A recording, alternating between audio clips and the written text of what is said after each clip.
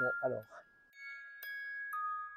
alors on arrive à l'entrée de la forêt de la Massane, une des plus anciennes réserves naturelles de France, qui a été créée en 1973. C'est la numéro 6 et c'est certainement l'une des plus intéressantes. Donc c'est une vallée perchée, donc ça monte au plus haut à 1150 mètres, là au pic des 4 Termes. Après ça suit, si tu veux, la délimitation des crêtes, qui sont la frontière avec l'Espagne. On redescend par le pic Saillefort, qui est le dernier contrefort des Pyrénées avant la mer. Et donc tu vois, en gros, la réserve a été plutôt bien faite au niveau répartition, puisqu'on est sur la répartition du hêtre. Et puis derrière toi, tu as la tour de la Massane, avec un pendant très méditerranéen de ce côté-là, qui va interférer en fait avec la hêtraie. Et donc cette hêtraie est à très basse altitude. Pour les Pyrénées, on est plutôt à des hauteurs de 1000 mètres d'altitude pour les hêtraies. Là, elle descend à 600 mètres. Et cette année, on voit une couleur très rousse sur le haut des arbres là-haut. Et c'est dû en fait au gel tardif qu'il y a eu cette année. Et donc c'est une des problématiques que l'on est en train d'étudier à la Massane, c'est la vulnérabilité en fait de cette hêtraie au changement climatique. La hêtraie de la Massane est une forêt tout à fait remarquable, du fait qu'elle est non exploitée et que surtout elle est présente sur ce territoire depuis des siècles, voire des millénaires. Et ceci constitue un habitat extrêmement favorable pour l'ensemble des espèces qui dépendent du bois en décomposition et du bois mort donc, que ce soit des insectes, des bactéries ou des champignons. Et on retrouve ainsi sur seulement 336 hectares de la forêt de la Massane plus de 8000 espèces inventoriées, ce qui est le record mondial en fait en termes de densité d'inventaire mené sur un site aussi petit d'ailleurs. Et on a en l'occurrence à la Massane des cas assez emblématiques de présence du pique-prune ou de la rosalie alpine, qui est un magnifique insecte bleu avec des antennes rayées bleues et noires, ou un champignon, Ericium, qui porte son nom tout à fait de manière opportune puisqu'il est rond et il ressemble à un petit hérisson. Et ce champignon Ericium n'est présent que sur 3 stations dans les Pyrénées, qui correspondent effectivement, comme à la Massane, à des forêts qui sont présentes depuis très longtemps et pour lesquelles il n'y a pas d'exploitation forestière.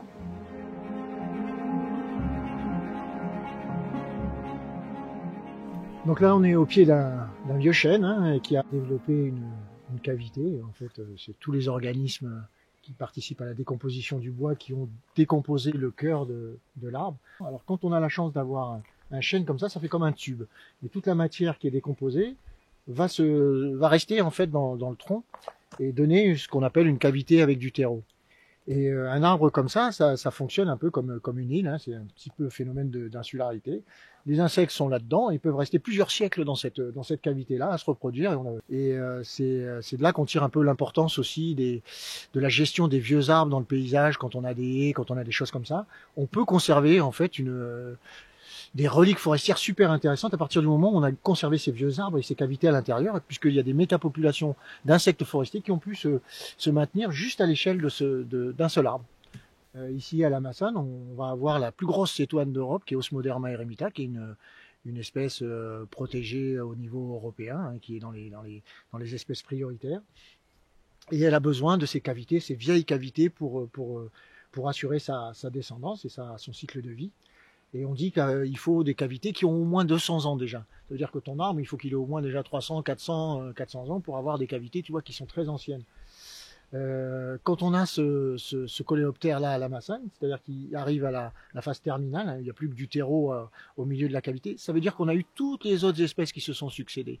Et donc, quand on a encore ce coléoptère dans une forêt, ça veut dire qu'on a toutes les autres espèces. On appelle ça une espèce parapluie.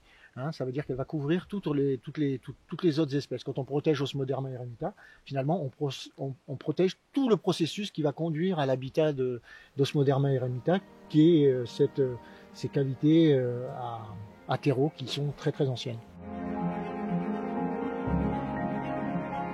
On a mené une étude sur les amadouviers en collaboration avec plein d'organismes au niveau européen et à l'échelle de l'Europe. On a voulu voir quelle était la diversité associée à ces champignons et à ces carpophores. Donc on a trouvé un chiffre absolument incroyable. On a trouvé que 600 invertébrés pouvaient dépendre de ce carpophore. Ce qui est énorme quoi. On se rend compte que des dendro-habitats, c'est-à-dire que ça c'est considéré comme un petit écosystème. C'est ces micro-habitats en fait qui disparaissent dans nos forêts d'Europe. On a tendance à trop gérer, à avoir une gestion très hygiéniste en pensant que ce qui partait du d'un bois malade ou d'un bois mort aller coloniser le bois vivant. En fait, ce qui mange le bois mort ou les champignons ne mange pas autre chose que du bois mort et des champignons. Et du coup, maintenant, on commence à prendre en compte un peu toute cette diversité-là et à laisser des arbres morts, des compositions. Et la Massane a joué un grand rôle là-dessus, puisque dès les années 60, on avait montré l'importance de ces complexes aproxyliques. Là, tu as la phase ultime, hein, donc l'arbre s'est effondré, et tout ce qui était bois en décomposition commence à rejoindre l'humus, et on boucle le cycle en fait de la décomposition d'un arbre, et tu vois, ça devient humus là maintenant forestier, très très riche, et qui va participer à la minéralisation de la matière et à redonner de la ressource aux petits plants que tu as à tes pieds qui vont finir par donner des grands arbres, quoi. Et donc c'est le cycle est bouclé. Alors que dans les forêts de production, ce cycle-là n'existe plus. On a enlevé les arbres avant, et donc on n'a pas toute cette matière-là qui retourne dans le sol. Et donc on appauvrit au fur et à mesure les espaces. Pour aborder la complexité de cette forêt, il a été décidé au début des années 2000 d'effectuer une cartographie exhaustive de plus de 50 000 arbres sur 30 hectares de la réserve naturelle. C'est-à-dire qu'on connaît précisément la position de ces arbres, leur essence, leur hauteur, leur diamètre, on peut suivre la façon dont ils évoluent, et on identifie également la présence de micro-habitats sur ces arbres, qui peuvent entre autres être des lieux propices à l'installation d'organismes saproxyliques. Depuis 1 an à peu près, on utilise les drones. Ça va nous permettre d'effectuer différents suivis scientifiques et de travailler sur les aspects cartographiques au niveau de la réserve. C'est-à-dire qu'aujourd'hui, on a une cartographie qui est faite mais qui n'est pas géoréférencée. Donc l'idée, c'est de venir recaler notre cartographie existante avec des points GPS qui soient corrects. Donc on va utiliser un drone pour venir prendre en fait les houppiers et réidentifier chaque arbre avec son point GPS correct à partir des données du drone. On fait ça dans un premier temps sur des individus spécifiques qui ont été génotypés. Alors cette forêt de la Massane, elle a traversé les âges, elle nous vient des périodes glaciaires, donc elle a résisté à les périodes froides.